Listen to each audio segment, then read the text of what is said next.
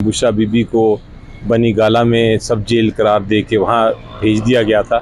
उसका सिर्फ मकसद ये था कि इमरान खान साहब को परेशान किया जाए और मियाँ बीवी को जुदा रखा जाए, और उसकी जो कानूनी हैसियत थी वो ये थी कि वो गैर आइनी और गैर कानूनी इक़दाम था। इसलिए सुप्रीम कोर्ट को हाई कोर्ट का जो फ़ैसला आया है वो फ़ैसला बिल्कुल दुरुस्त है। गुज़िश्ता रोज़ एक प्रेस कॉन्फ्रेंस में कहा गया सियासी जमात अगर माफ़ी मांग ले तो मुल्क आगे बढ़ सकता है।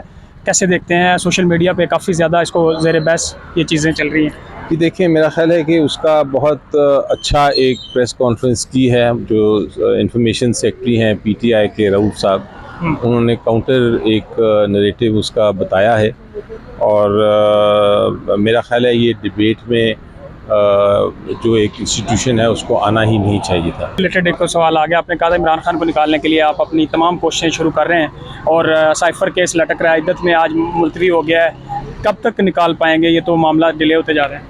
जी देखें, साइफ़र केस तो तकरीबन आखिर में पहुंच चुका है, कुछ थोड़ी देर की बात है। इद्दत केस की जो है तारीख़ पड़ गई है, दुरुस्त कह रहे हैं आप, उसकी भी कोशिश हो रही है।